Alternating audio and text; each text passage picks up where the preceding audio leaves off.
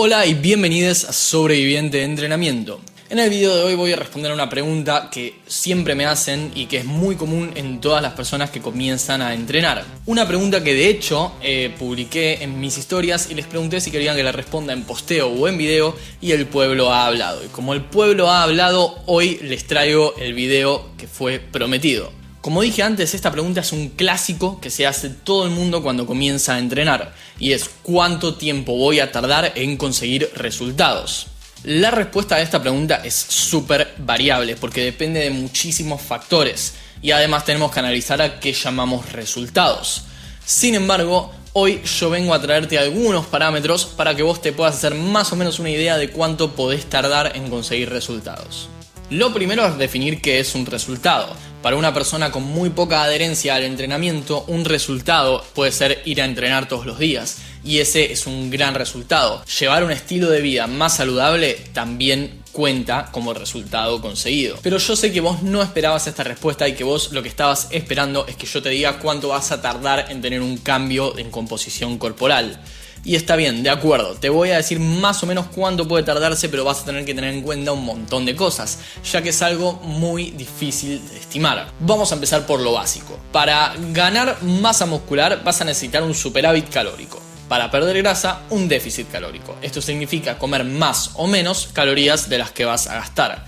Si estás en balance, probablemente el cambio sea muy lento, pero se puede llegar a dar más que nada en principiantes, pero es muy raro y más difícil y más lento, así que vamos a dejarlo afuera. Solamente vamos a contar el superávit, o sea la ganancia de masa muscular, y el déficit, la pérdida de grasa. Bueno, ¿cuánto es este superávit y cuánto es este déficit? Es más o menos de un máximo de 500 calorías. ¿Por qué? Porque si no puede traer muchas contras. En el caso de la ganancia de masa muscular, si el superávit es muy grande, entonces lo que puede pasar es que además de ganar masa muscular también ganes muchísima grasa y es probable que vos no estés buscando eso.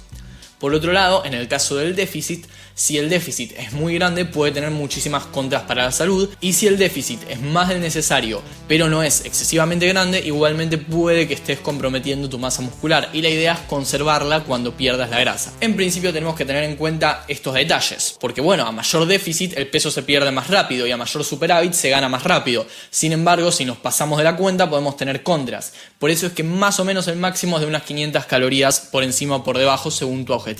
Sin embargo, esto varía muchísimo según la persona y deberías consultarle a tu nutricionista. Ahora, estarás pensando, bueno, muy bueno todo esto de las calorías, pero ¿cuánto tiempo?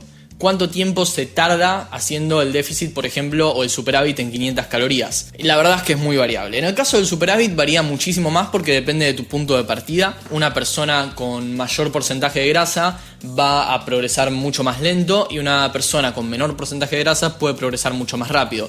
Y esto es porque se amplía un poquito el margen del superávit. Cuanto más grasa tenemos, más grasa almacenamos, y cuanto menos grasa tenemos, menos grasa almacenamos. Esto significa, por ejemplo, una persona con un 20% de grasa corporal aumenta de peso y probablemente aumente en proporciones más o menos similares el músculo y la grasa. Sin embargo, una persona que tiene un 10% de grasa aumenta de peso y probablemente aumente mucho más músculo que grasa. Entonces, esto depende mucho de tu punto de partida y también varía un montón de acuerdo a tu genética. Pero suponiendo que estás haciendo todo el entrenamiento bien, que tenés una genética intermedia y que tu punto de partida es más o menos el promedio, entonces si estás buscando ganar masa muscular, probablemente dentro de 3 o 4 meses puedas tener cambios visibles.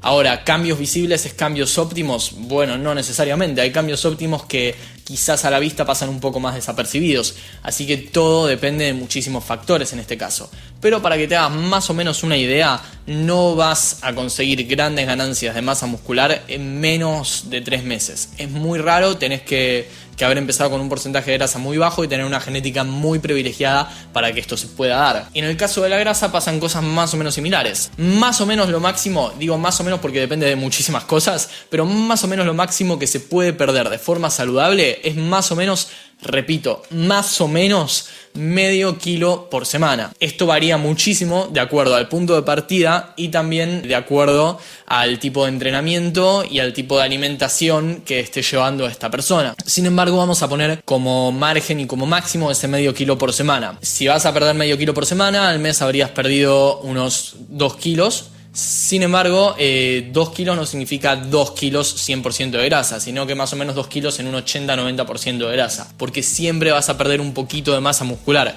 y estamos suponiendo que vas a hacer todo bien y que vas a conservarla toda la posible.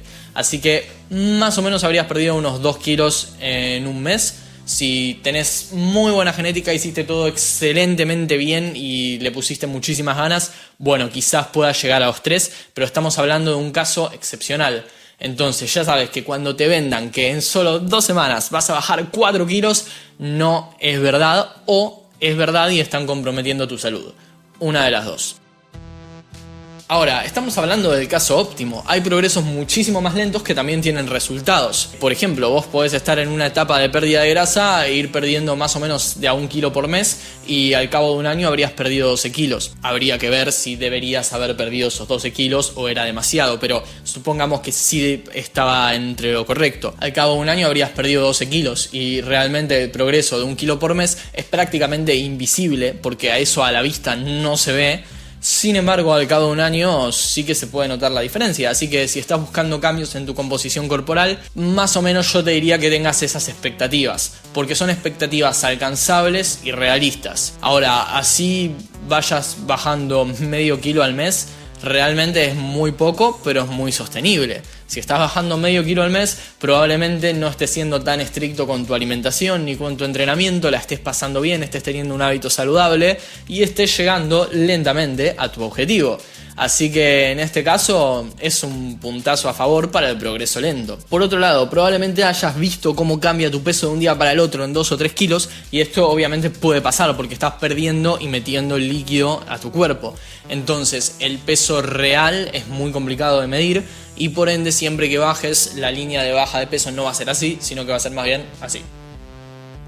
Así que tené esto súper en cuenta. Por otro lado, hay que tomar en cuenta que cuanto menos grasa corporal tengamos, más difícil es perderla. Entonces, no es lo mismo alguien que quiere bajar de 14 a 12% que alguien que quiere bajar de 30 a 20. Es muy diferente. Probablemente el de 30 a 20 avance en la misma cantidad de tiempo y sin embargo es un 10% contra un 2%.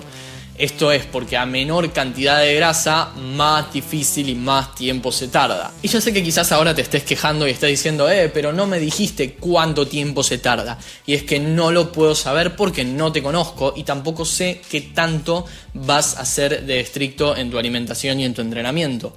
Ya te dije, si haces todo perfectamente y todo súper estricto como deportista de elite, probablemente tengas resultados más rápidos. Ahora, ¿es sostenible? ¿Te hace bien a nivel salud mental? Entonces quizás te convenga un cambio un poco más lento. Es por eso que no te puedo decir cuánto vas a tardar, pero con todo esto más o menos te podés dar una idea, me parece. Ahora, por otro lado, ¿qué pasa con las mejoras que no tienen que ver con la composición corporal? Por ejemplo, las mejoras del rendimiento. Bueno, en capacidades físicas depende muchísimo de la capacidad física. La fuerza normalmente es lo que más lento se mejora, mientras que la resistencia es lo que más rápido. Sin embargo, todo también depende del punto de partida. No es lo mismo una persona principiante que una persona avanzada. En semanas o incluso en pocos meses puede tener resultados muy grandes una persona principiante, mientras que una avanzada puede tardar un montón. Para que vean un ejemplo súper claro, yo de subir mi peso muerto de 60 a 100 kilos, tardé lo mismo que tardé en subirlo de 100 a 115. ¿Esto significa que yo haya progresado mal o que podría haber progresado más rápido? En realidad no, significa que a mejores son los resultados, más difícil es mejorarlos. Vamos al caso, por ejemplo, de un deportista olímpico. ¿Qué pasa con un récord del mundo? Mejorar un récord del mundo es mucho más difícil que mejorar en alguien que recién comienza. Mejorar 1 milésima de segundo en 100 metros llanos para alguien que recién comienza puede ser súper simple, puede mejorar hasta segundos enteros. Sin embargo, para un deportista que compite en 100 metros llanos, 1 milésima de segundo es muchísimo. Entonces nuestro progreso va a estar súper condicionado por eso. De todas formas, yo sé que vos querés números, vos querés respuestas y más o menos te voy a dar una idea de cuánto podrías tardar. En mejorar en resistencia, si sos principiante, vas a obtener resultados en semana o pocas semanas, suponiendo obviamente que te estés entrenando adecuadamente y que también te estés alimentando acorde a tus objetivos. Sin embargo, si sos avanzado, depende del resultado que estés buscando, puede tomarte muchísimo más tiempo, incluso un año. Mejorar el tiempo de una maratón puede tomarte un año, o prepararte para correr una ultramaratón puede tomarte un año si vos ya sos un corredor avanzado. Ahora, si sos un principiante y querés ser finisher de una maratón, probablemente tardes un poquito menos que lo que tarda un avanzado en mejorar su tiempo un par de minutos. Lo mismo sucede con fuerza. Vas a obtener mejoras a nivel fuerza en el primer mes y van a ser súper notorias. Sin embargo, a medida que vaya pasando el tiempo, cada vez van a ser un poco más lentas, al punto de que puede tomarte 4 meses levantar 15 kilos más. Y ahora, vamos al caso de la calistenia. En el caso del gimnasio, como estamos levantando más kilos del levantamiento de pesas, podemos notar una diferencia de 5 kilos. Sin embargo, en la calistenia eso es muy difícil de ver. Es como que o tenés el front o no tenés el front. O tenés la straddle o no tenés la straddle. Entonces, como es mucho más difícil ver las diferencias pequeñas, los cambios en calistenia toman muchísimo más tiempo. Una diferencia notoria en calistenia puede tomarte más de 3 años. Yo de hecho hace 3 años estoy tratando de sacar el front y todavía no lo tengo. Es verdad que no prioricé el front por sobre todo lo demás y que fue una cosa más que me gustaría conseguir. Sin embargo, mi progreso en front fue relativamente poco. Ahora, poco es subjetivo, porque sí que progresé en los tiempos en los que se esperaba que progrese. Sin embargo, lo que logré fue de no poder hacer ni un tucket front a poder hacer un front una pierna. ¿Es progreso o no es progreso en 3 años? Bueno, eso depende porque hay muchos cambios pequeños que no se ven. Entonces en calistenia probablemente tengas que ser mucho más paciente para notar grandes cambios. Y ahora sí, la parte más dura de todas, la parte más difícil de clasificar es el deporte de conjunto. Hay tantos factores que influyen en el deporte de conjunto que es muy difícil de definir cuándo se progresa y cuándo no. Vamos a un ejemplo en particular, el caso del fútbol. Tenemos el ejemplo de un delantero que juega de centrodelantero y que su objetivo es mejorar su rendimiento como jugador. ¿Qué cosas pueden influir? Bueno, el equipo, es decir, si no te llegan los pases correctamente, si tu equipo no se entiende con vos, si no se ubican bien en la cancha, si el estilo de juego de tu equipo es muy distinto al tuyo, probablemente sean factores que influyan en tu rendimiento. Lo mismo sucede con el equipo rival. Quizás en un partido estés on fire y hagas 9 goles, pero después en el partido siguiente no hagas ninguno y apenas puedas tocar la pelota porque al toque te la sacan. Eso no significa que hayas empeorado, significa que habías jugado contra un equipo peor y ahora estás jugando contra un equipo mejor. No vas a empeorar como jugador de un día para otro. Sin embargo, sí que también influyen los factores psicológicos. Hay días que vas a estar más motivado y días que menos. Entonces, hay tantas cosas que influyen en el deporte de conjunto que es súper difícil notar cuándo se mejora y cuándo no. Entonces, para notar mejoras en un deporte de conjunto, tenemos que tratar de dejar de lado toda subjetividad y aún así evaluar a muy largo plazo. Porque si evaluamos a corto plazo, no estamos quizás notando si empeoraste por algún factor psicológico, si estás más estresado, si justo tocaron equipos más difíciles. Entonces, probablemente debamos ver el progreso a lo largo de muchísimo tiempo. Sí que igualmente podemos evaluar tu capacidad de resistencia. En los entrenamientos podemos evaluar cuántos tiros lográs meter en un cierto lugar del arco y cuántos no. Podemos evaluar, por ejemplo, tu capacidad de velocidad, la fuerza de tus tiros y muchísimas otras mejoras que sí son medibles en los entrenamientos. Pero al momento de partido, nada de eso te garantiza los resultados. Entonces no podemos de ninguna manera medir las mejoras de un jugador de deporte de conjunto. Eso va a ser un análisis súper subjetivo en el que vamos a tratar de ponernos lo más objetivos posibles y evaluar a muy largo plazo. A corto plazo es prácticamente imposible. Así que bueno, eso es todo por el video de hoy. Espero que les haya sido útil y que ahora cuando les ofrezcan cambiar su cuerpo en tan solo una semana, entiendan que esto es o imposible o que compromete muchísimo tu salud. Si te gustó el video y querés ver más videos de este estilo, puedes suscribirte si lo estás viendo en YouTube o seguirme si lo estás viendo en Instagram. Nos vemos en el próximo video de Sobreviviente de Entrenamiento.